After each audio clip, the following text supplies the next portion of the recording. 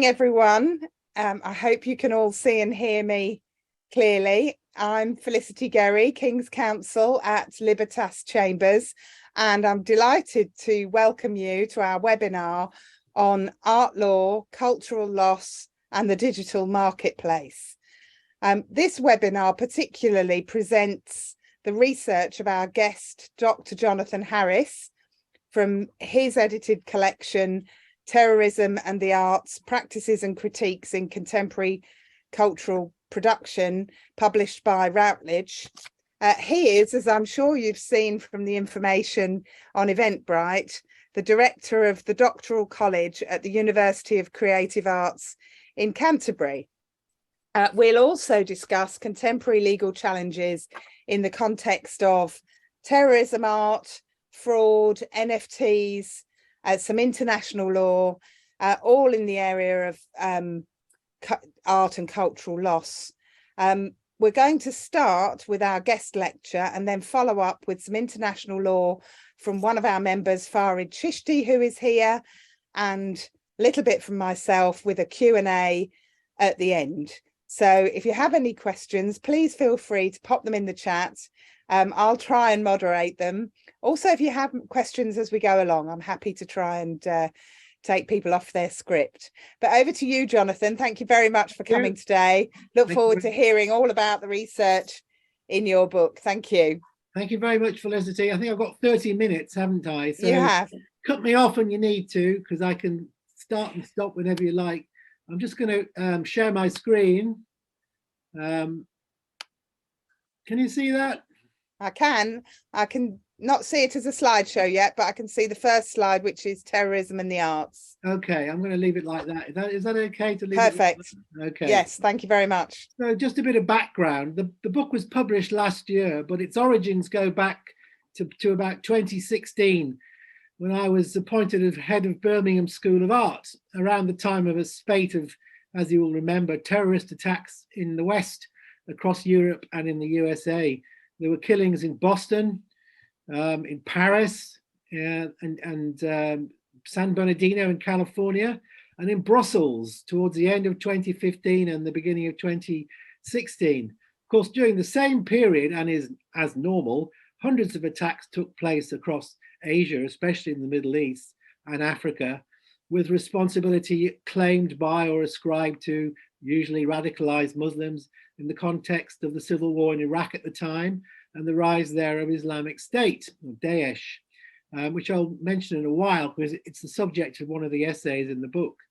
But related to the publicity of these events, Birmingham in the English Midlands, a city with over 300,000 people with Asian descent, had at that time itself been targeted by a Fox News story in January 2016, claiming that the city was effectively a no-go area for the police and that it was a den of radicalized Muslims. This was a story that was the journalist responsible subsequently entirely retracted, of course. So at that time, the country and the city was on edge, I think. So I decided to organize a conference, which became the basis for this book, partly to respond to the local situation and to this Fox News claim, which was a palpable nonsense about Birmingham, and to invite academics, artists and performers, professionals in theatre at Birmingham City University to examine some of the contexts, histories and purposes of terrorism, which when these have been taken up in various ways and moments by artists, photographers, filmmakers, musicians and theatre professionals, both in the past and in recent times. So the book has a kind of historical narrative to it as well. Some of the case studies in the book are about, for instance, Gerhard Richter's well-known paintings of the Baader-Meinhof gang in prison in Germany in the 1970s. And one is about some of the films that were made about the Japanese Red Army in the late 1960s and the early 1970s, a leftist terrorist group. But the collection had a much longer historical sweep. And one essay, for instance, dealt with Shakespeare's play Macbeth in the context of Guy Fawkes' plot to blow up the British Parliament in London in 1605. And that essay examined the laws of treason that were in place at the time as they related to theatrical performance. But there was another pressing context in early 2016. This was the legislation that the Conservative government had brought in, which was designed to stop UK universities becoming vehicles for the propagation of terrorist ideas and objectives. This legislation and code of practice, as you will probably know, was called Prevent Duty Guidance, and was intended to combat what were called the threats of terrorism and extremism in public institutions, including universities. Mass media attention had been intensely focused on the activities of some students and academics in British universities that were deemed radicals, particularly Islamicist groups. So the conference also convened to consider, therefore, what had become the immediate legal conditions and limits of debate and activism in higher education institutions at a time when ideas of academic freedom and free speech were being subject to novel proscriptions and security forces surveillance. That universities were required as part of this prevent legislation to undertake their own risk assessments, monitoring, policing and review of academic activities and events, brought intimately home to those of us in the university the institutionalization of the terrorist emergency, however you might define that, from which it is now virtually impossible to imagine any final exit. The conference was actually titled Terrorism and Cultural Freedom, given the then recent appearance of the Prevent Guidelines and multiple reports of censorship in the media.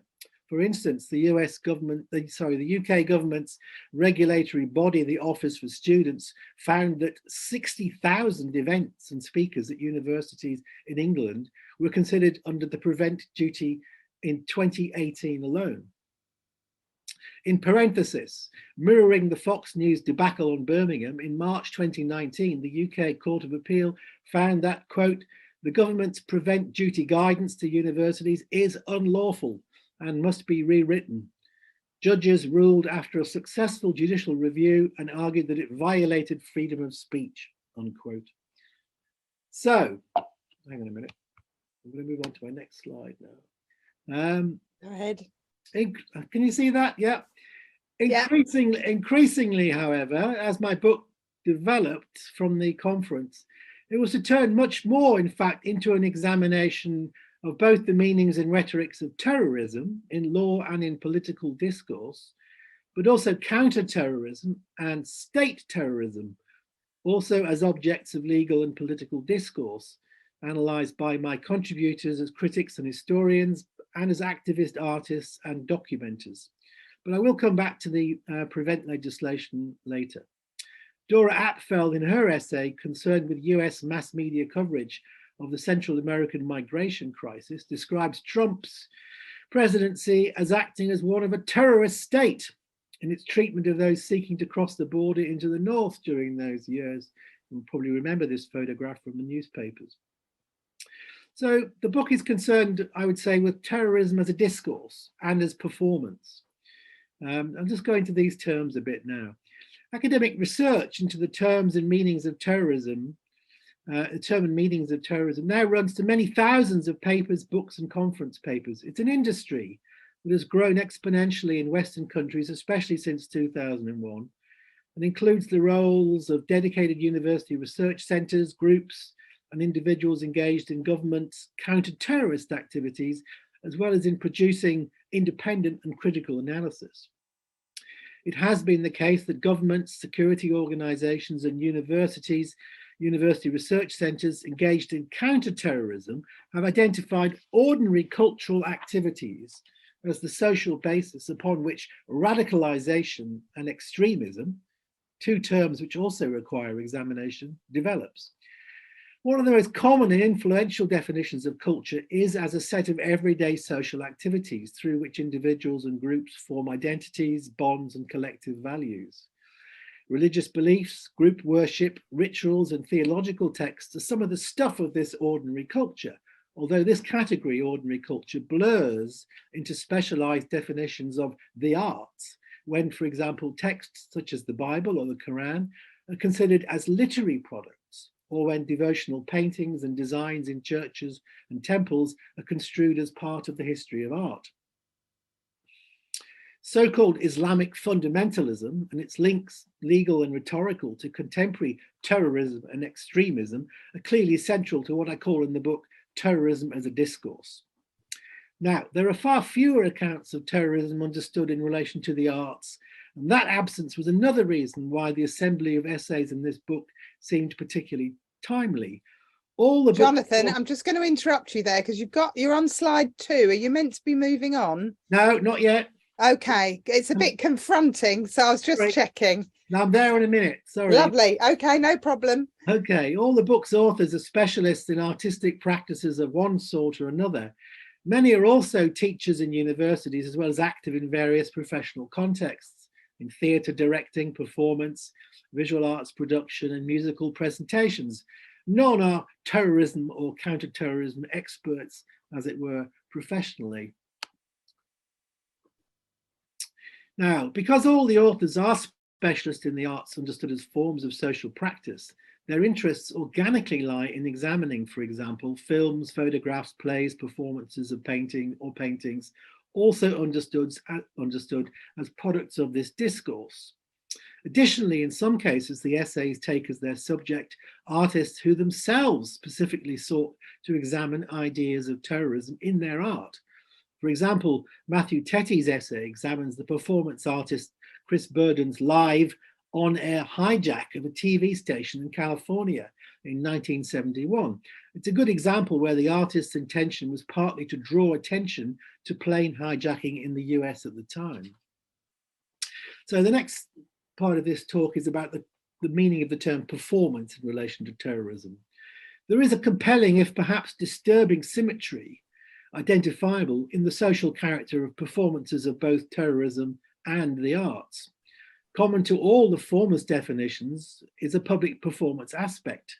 Terrorist perpetrators and their interlocutors all agree that terrorist actions are carried out visibly in public for public effect. These acts or plots, whatever else they may do or symbolize, are kinds of performance. Further, they are intended to be representational, to communicate some intended meanings, though no act or plot, whether it's part of a play or a film, or a bombing or an armed attack on a building, necessarily generates only the meanings or symbols intended by the actors responsible for it.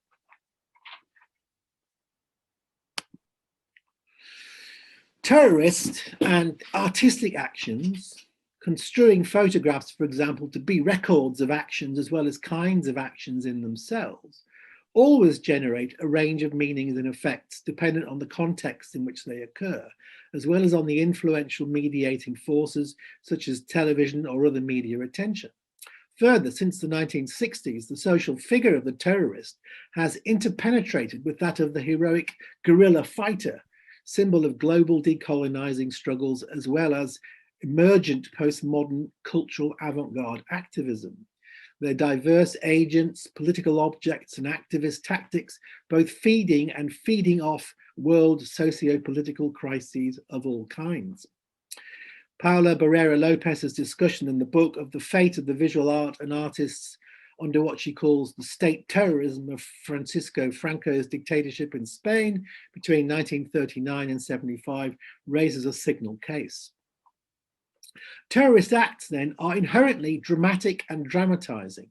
They stage a form of social theatre, now live streamed via TV and social media for an intended audience, both one physically present when an attack takes place and a physically absent virtual audience which will see or come to hear of the attack.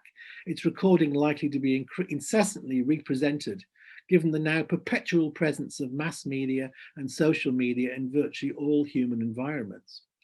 Venues for attacks are chosen because they are likely to be saturated in media surveillance. Moving on, there has been and is no single definitive historically fixed meaning to terrorism. Some national and transnational organizations in the period since the mid-20th century certainly converged in their attempted definitions, suggesting partial consensus on the meaning or purpose of terrorist actions, though with far less or no agreement on either their causes or moral implications.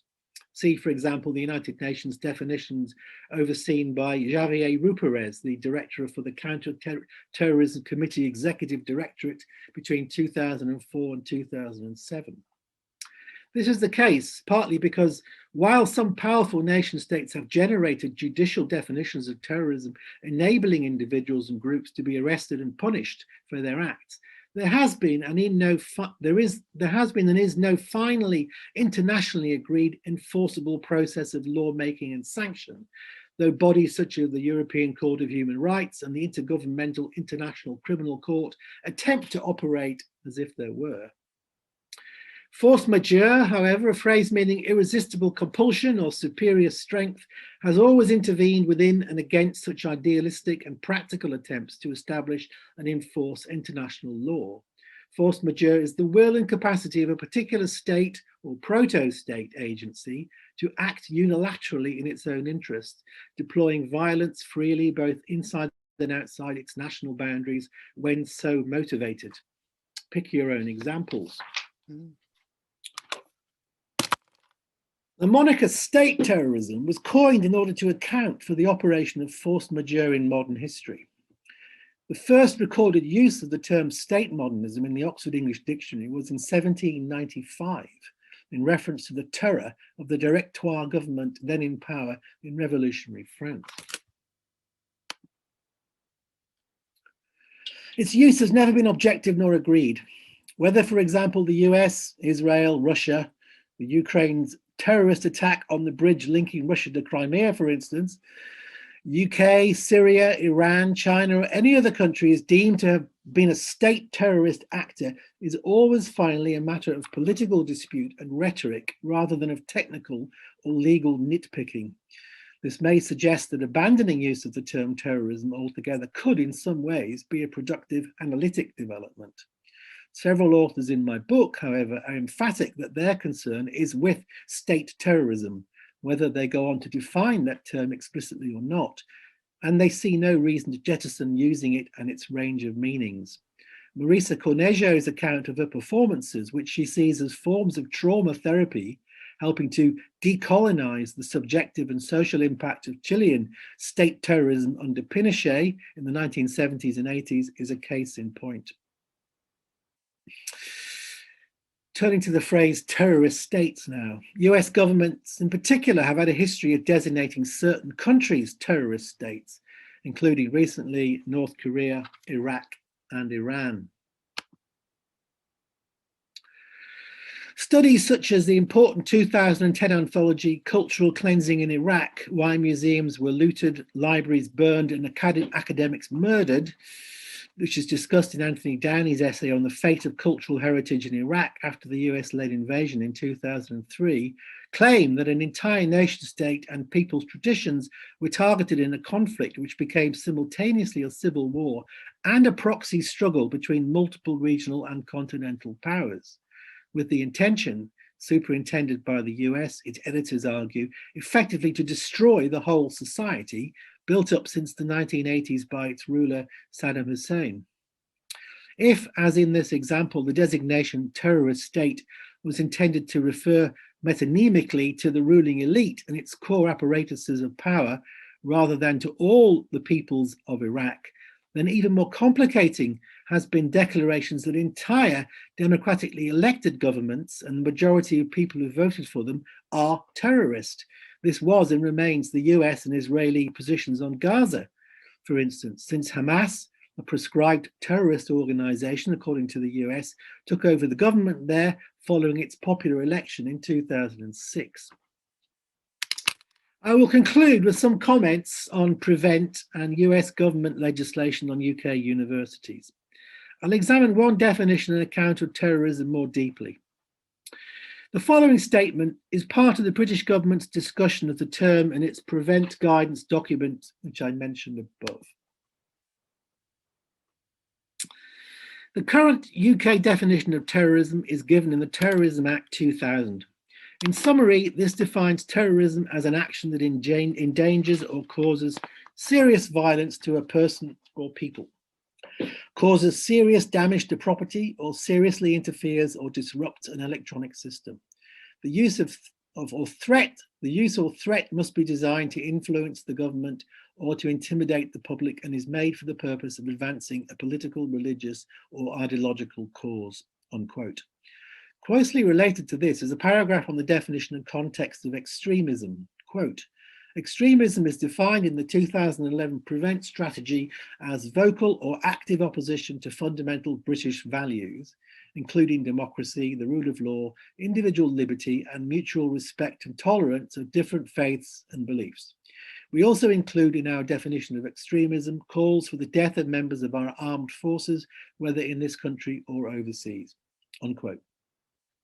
Note that, according to the first statement, terrorism is apparently never a matter of economic, social, or cultural objectives, and that within the second, there is no elaboration of the meaning of the phrase, quote, fundamental British values, unquote, or of the examples offered, for instance, democracy, and Britain remains legally a constitutional monarchy. While it may be agreed that such summaries of anti-terrorism law could not reasonably be expected to include lengthy explanations, it is nevertheless important to note that they do raise important problems and some troubling questions when understanding terrorism as a discourse. These cursory definitions were clearly intended for domestic UK use only. Otherwise, the 2003 force majeure US-led invasion and occupation of Iraq, which included British troops, would clearly meet its own criteria as a state terrorist act.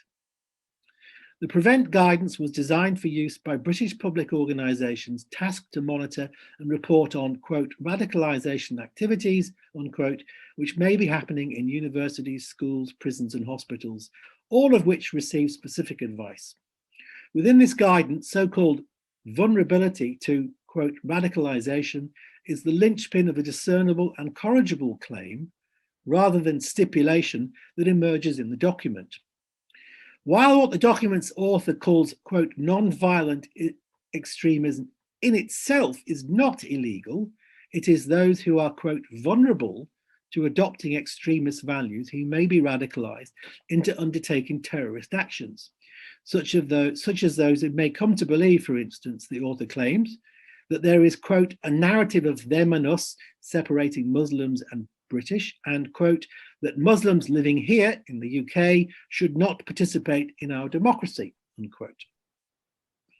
The most clearly political and ideological aspects of the guidance are articulated at this point, actually tying together explicitly questions of domestic and international terrorism. On the matter of Islamist radicals, it is stated that these, quote, extremists purport to identify grievances to which terrorist organizations then claim to have a solution. Islamist extremists regard Western intervention in Muslim majority countries as a war with Islam, creating a narrative of them and us. My italics. This then is the critical point. My book moves from an introductory discussion of terrorism as a discourse to a deeper account of the themes and arguments of the essays which follow, because this last statement from the Prevent guidelines contains an important discursive shift from the state juridical objective register, the law, to an argumentative rhetoric wholly congruent with that of the authors in my anthology. Using the words purport and creating a narrative in the Prevent text are terms within a now explicit attempt to persuade and influence the reader. They are the words of a becoming legible, if still anonymous, state intellectual, perhaps a civil servant or a member of government, saliently trying to make an argument using claim, evidence and findings in a way discernibly similar to those ways in which all the essays in my book do.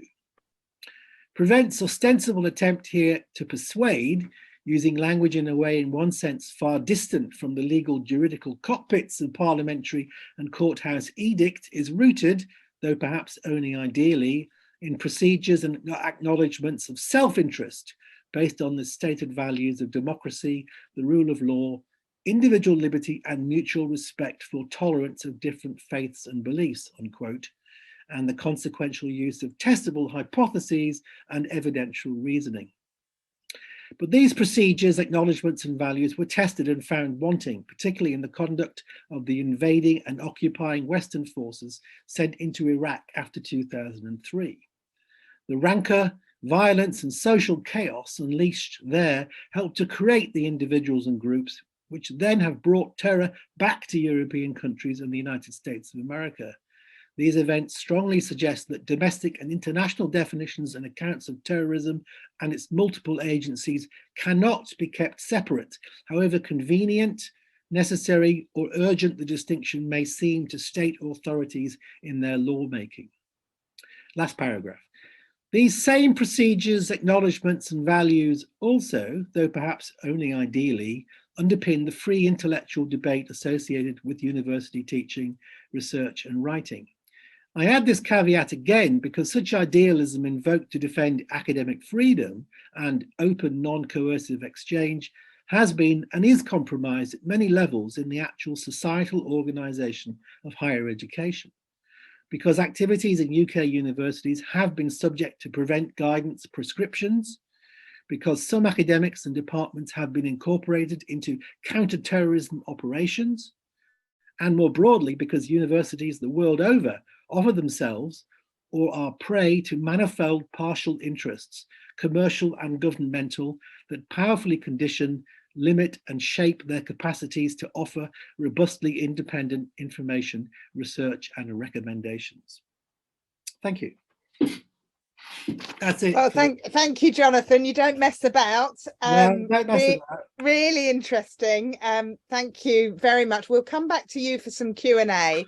Okay. But I want to just say, really, one of the reasons why I really wanted to hear this, the information from your book is, as ever, to tell a couple of stories. So before we go over to Fahrid, I'm just going to tell a couple of stories just to link in these important problems and questions that your book raises with the work that we do as criminal lawyers.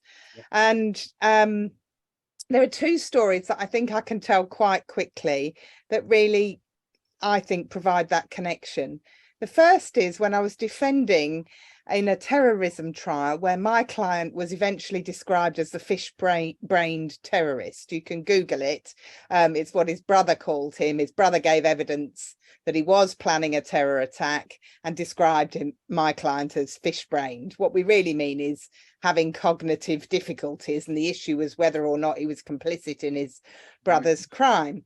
But one of the pieces of evidence that the prosecution relied on was a beautiful picture of a woman in a burqa on a horse in a medieval scene, galloping along.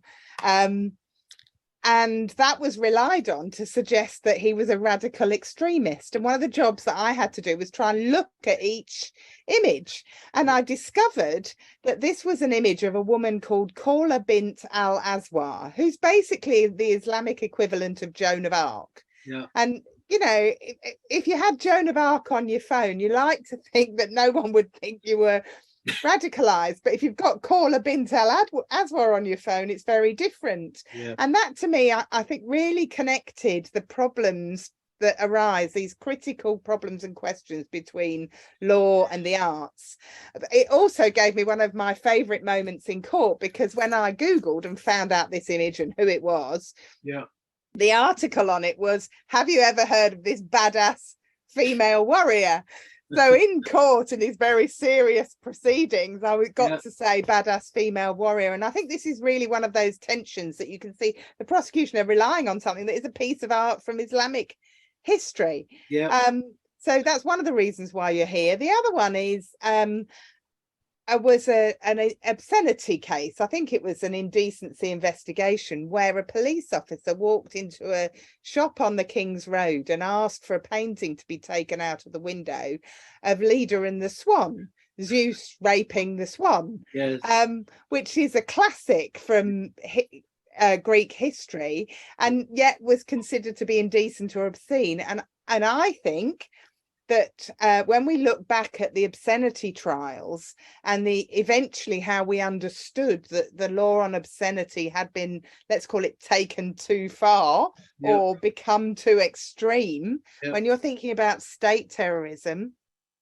I think that's the pathway that we're taking in the context of terrorism. And we really need to think about how far the law is going in this respect. So for those of us who are criminal lawyers, we always have to think about some of the things that you've said. You know, we know that accusations often turn out to be palpable nonsense, which I think was the phrase that you used at the beginning. And it's a battle dealing with the misrepresentations that happen in these types of cases involving art. When you're defending in criminal cases, we talk about freedom, free speech, surveillance, targeting of people, young people, and rhetoric. But we are ultimately technical and legal nitpickers, picking up on some of your phrases. So what we want to do in the second part of this webinar, to make it useful to both the arts and the lawyers to try and bring these concepts together, is just do a little overview of the nitpicking and how we work in the context of these areas of law that apply to the arts, not just terrorism. I'm defending Mr. Al Hassan at the moment in The Hague, in the International Criminal Court, where there are issues about cultural loss. So I'm not going to talk about international law. I'm going to hand over to one of our fantastic barristers. Are you still in Qatar, Fahrid, or not? Actually back in England.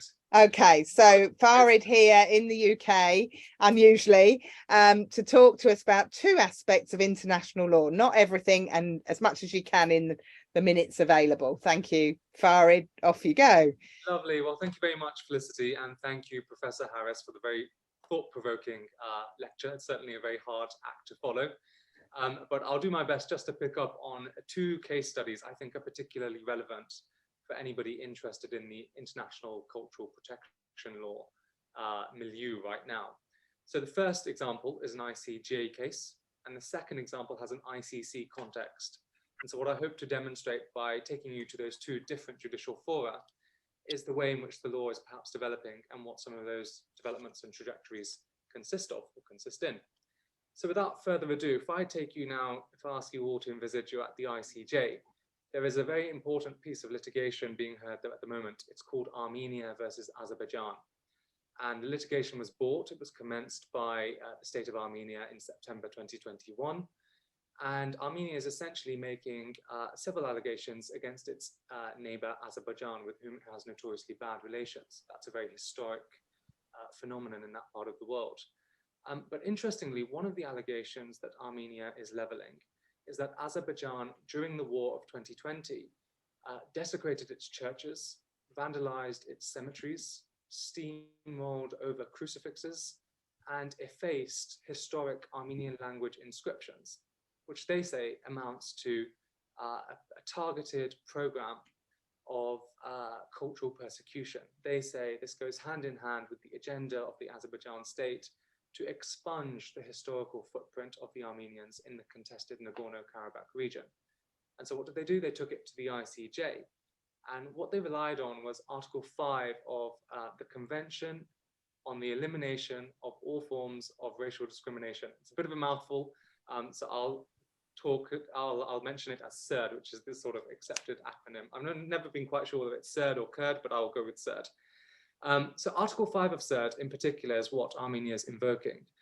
And essentially Article 5 imposes an obligation on states parties to prohibit racial discrimination in the enjoyment of several rights. And those rights are catalogued in the convention, and they include the right to the freedom of thought, conscience, and religion, but also the right to cultural enjoyment.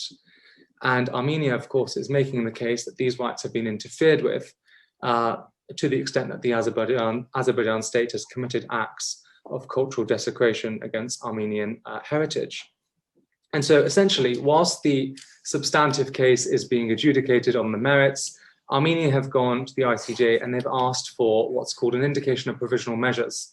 Now, I think we are a bunch of artists and criminal practitioners on the line, so if the language of indication of provisional measures isn't familiar, don't worry, I wasn't familiar with it either. But essentially what it is the equivalent in international law of what we might call an interim injunction in English civil law.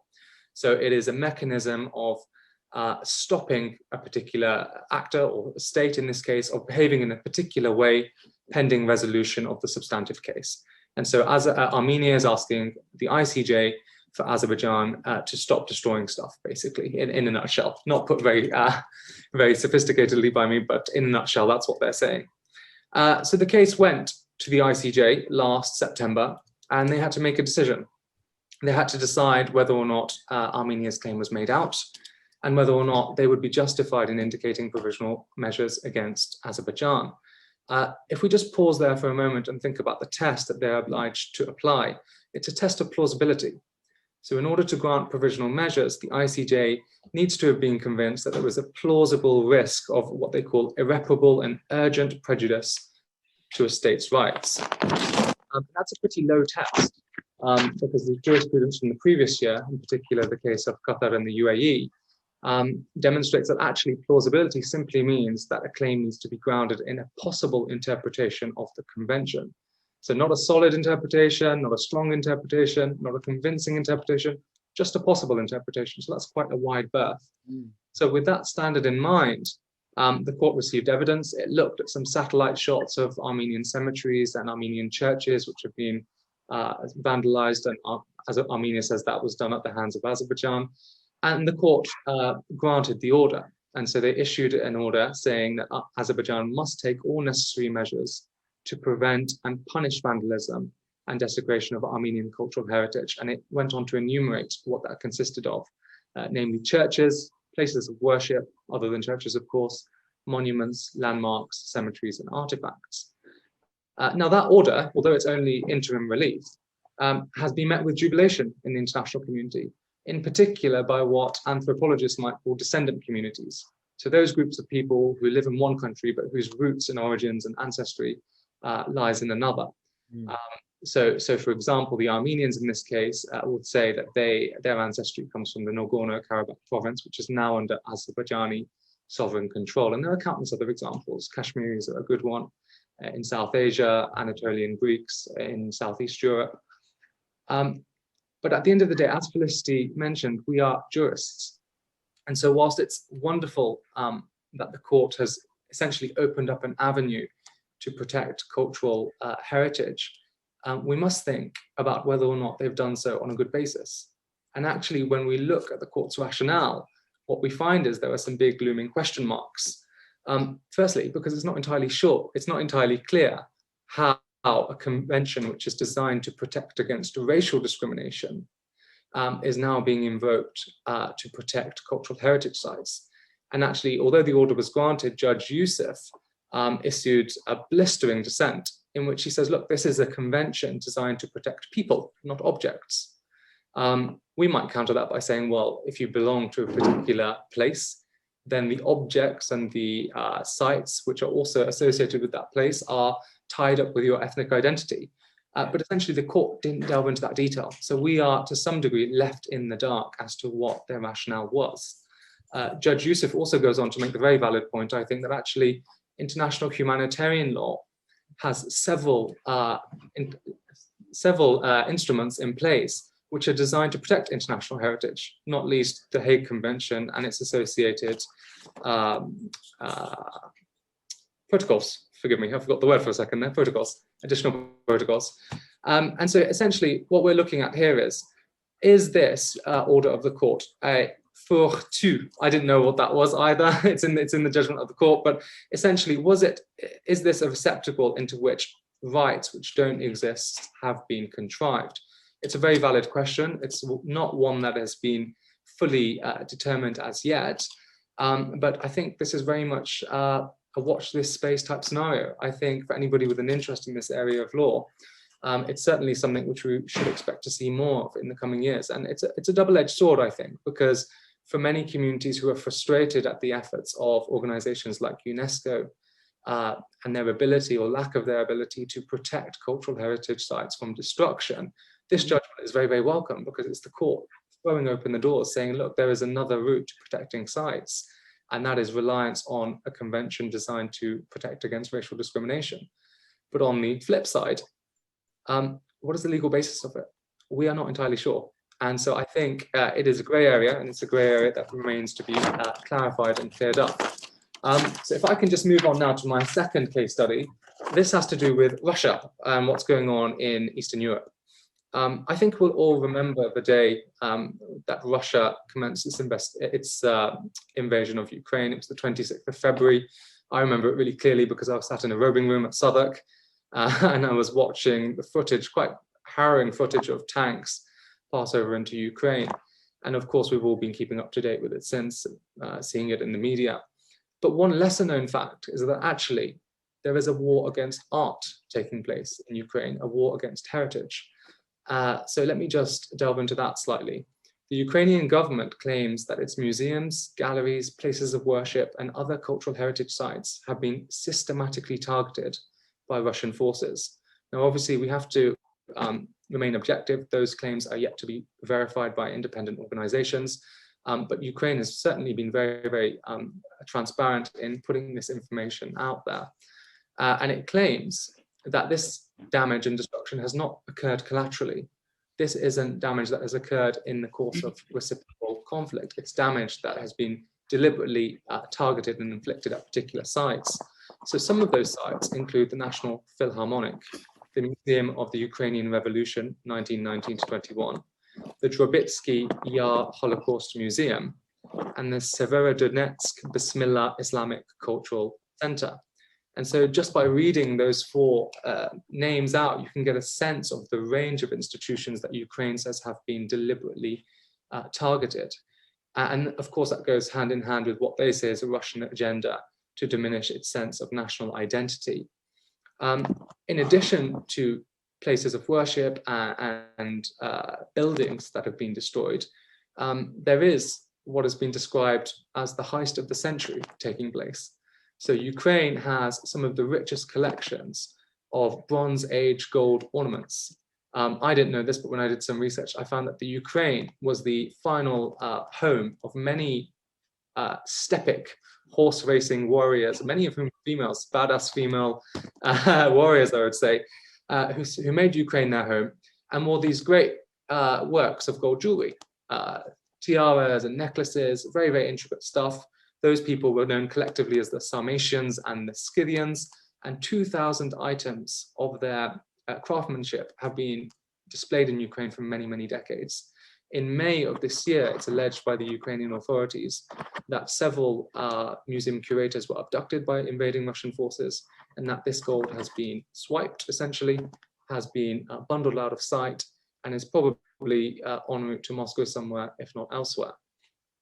And so what I want to do is just finish off by canvassing two aspects. Firstly, the international response to what's gone on in Ukraine in respect of the issues that I've mentioned.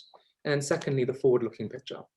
So if we just dwell for a moment on the international response, it's been quite positive. ICOM, which is an organization that is the International Council of Museums, sorry, the acronym eluded me for a second there, the International Council of Museums, they have worked together to put together a red list. And essentially what the red list does is catalogue all Ukrainian artifacts, museum pieces that have gone missing. And the idea being is that this would be then circulated amongst international partners and agencies, such that if a suspicious item of art or artifact, something of historical import surfaces as far away as China, the Chinese authorities theoretically should be able to tap into the ICOM red list and have a look and identify it as stolen or looted, and therefore preclude the vulnerability or the risk that that item would then end up on the black market or elsewhere. That's very, very admirable, of course. And the second initiative is one led by Uber. So Uber, the taxi firm, has basically dedicated its Ukrainian fleet wholly to ferrying around conservationists and curators such that they can intervene at sites of alleged vandalism, or they can recover goods or items which were allegedly misappropriated. But you're probably all scratching your heads thinking, well, that's not really legal, is it? That's just, policy stuff that's going on the ground, however great it may be. So then let's just canvass the legal picture, and I'll leave you with some final thoughts. All eyes are on the ICC right now. So the International Criminal Court of Justice opened its investigation into the Russian invasion of Ukraine on the same week of the invasion. So that was late February. 37 international governments have supported that. And it remains to be seen what the initial preliminary investigations will yield in terms of evidence. But the word on the street amongst commentators, amongst legal academics is we can expect to hear something later this year. Now, we will probably, if the evidence is there, see criminal charges brought for war crimes against Russian leadership, Russian political leaders, Russian military folk, or senior military leaders. But really the burning question I have is, will any of those charges relate to cultural heritage and damage or harms afflicted to them? And whilst I don't have a crystal ball, I don't know, I should like to think that they would, if the evidence is there. The Rome Statute, of course, will be a familiar piece of legislation to many of our guests. It is the basis for the ICC. It establishes the international criminal law, but it has 3 provisions which I think are particularly relevant in the context of Ukraine. And I'll take you through them extremely briefly. So Article 8(2)(b)(4) prohibits directing attacks on protected objects. Those protected objects are objects or institutions dedicated to art, learning, education, or religion. It is a lex specialis provision, so those are enumerated within the provision. But for completeness, Article 8(2)(b)(2) actually then encompasses those objects which aren't protected in the same way. So it's a more general lex generalis provision, which means that any other items which aren't set out in the statute, which have been evidentially known to have been destroyed, can fall within its remit. And then finally, Article 8(2)(b)(26) criminalizes pillage. Pillage is a term very familiar to us, I'm sure. It's also used interchangeably with plunder and with loot, but essentially it criminalizes the misappropriation of items and goods for personal or private use. Now, if the matter is litigated, and of course there will be several major obstacles to overcome on the way to criminal prosecution, but if it is, we might expect Russia to turn around and say, well, this was a war. There was reciprocal fire, there were reciprocal military strikes. So therefore, if buildings like churches or mosques or cemeteries were destroyed in the course of that fire, it simply cannot be within the remit of the Rome Statute. And that's where actually they're wrong. This is an argument that many academics have sort of mooted. But Article 8(2)(b)(4) actually inserts a provision which I think is fairly similar to the reasonable foreseeability requirement that we have at English common law. What the provision says is, look, if the perpetrator knew that the damage would be clearly excessive in relation to the concrete and direct overall military advantage anticipated, then it's technically within scope of the ambit of the treaty. So those are my thoughts on Russia and Ukraine, and before that Armenia and Azerbaijan. I think this is a very exciting, I shouldn't say exciting, perhaps it's a very interesting time for the international sort of community of lawyers looking at these issues, because there will be a lot of developments. And I would very much encourage you all, if you have an interest, to keep a close eye on them and watch the space. Thank you very much. Thanks, Fahrid. Fantastic. So now I'm going to just bring us back to domestic law and some thoughts about that legal nitpicking that we mentioned earlier on, the phrase which I'm going to keep forever. I've popped in the chat for everyone to see a link to the British Art Market Federation anti-money laundering guidelines, which were approved by what is now His Majesty's Treasury on the 30th of June of this year. And so I think the last part of this webinar is designed to at least whet your appetite on how much regulation there is around the art market, and how we also need to think about the pressure that places on the art market. Obviously, I'm not going to read all those guidelines to you, but what I think is really interesting is there is a definition on page 8, I think, yes, 8, if you get to it, on who is an art market participant and what is the scope of regulated activity in the context of an art transaction. And the art market participant is defined in the money laundering regulations for what it's worth, Regulation 14(1)(d), as a firm or sole practitioner who by way of business trades in or acts as an intermediary in the sale or purchase of works of art, and the value of the transaction or a series of linked transaction amounts to €10,000 or more, or is the operator of a free port when it or any other firm or sole practitioner by way of business stores works of art in the free port, and the value of the works of art so stored for a person or a series of linked persons amounts to €10,000 or more. And then later on in the guidelines, they do their best to summarise the wealth of law that regulates the art market situation. So businesses within the scope of the money laundering, terrorist financing and transfer of funds regulations are subject to compliance through really a massive range of legal frameworks that largely end in some form of criminal responsibility. The main pieces of UK legislation, just in the context of anti-money laundering and counter-financing of terrorism, are Proceeds of Crime Act 2002, Terrorism Act, Money Laundering, Terrorist Financing and Transfer of Funds, Information on the Payer regulations that I've already mentioned, the Criminal Finances Act, the Terrorist Asset Freezing Act, the Anti-Terrorism Crime and Security Act.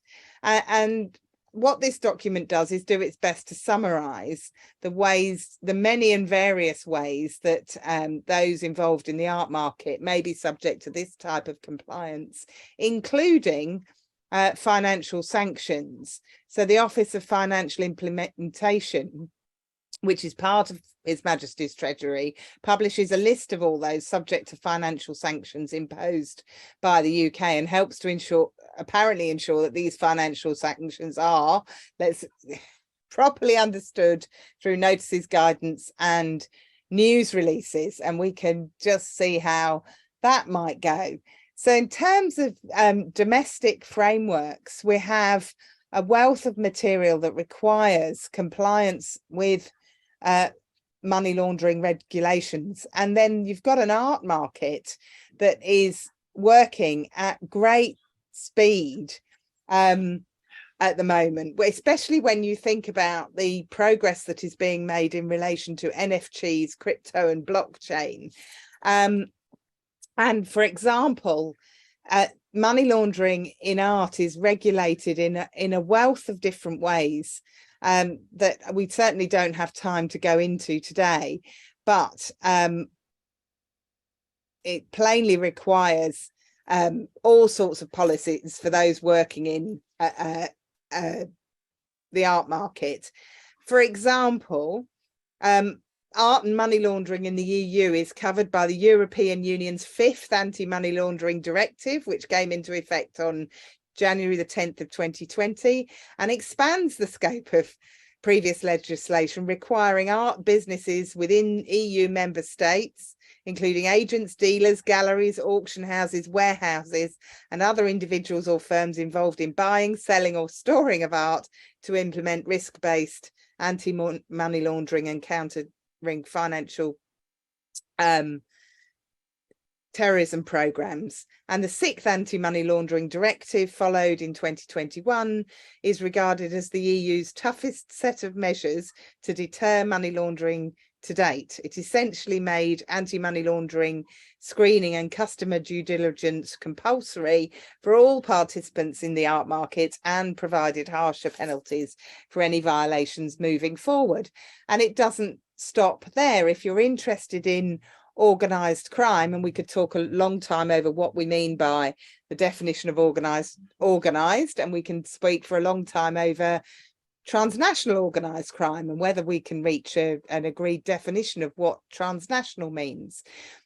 But there is at least a recognition that cultural property is part of our common heritage, and it involves itself in the identity of peoples. It's recognised as important and requiring protection through treaties such as UNESCO's Convention on Prohibiting and Preventing Illicit Imports, Exports and Transfer of the Ownership of Cultural Property, the UNIDROIT Convention on Stolen or Illegally Exported cultural objects. We can think of ways in which markets and trends expand to involve the trafficking of cultural property that might result in loss, destruction, removal, theft of irreplaceable items, difficulties in proof of who's responsible for theft, what's their motivation, and where do the objects go. With little systemic study of those who engage in theft, trafficking, and the sale of cultural property.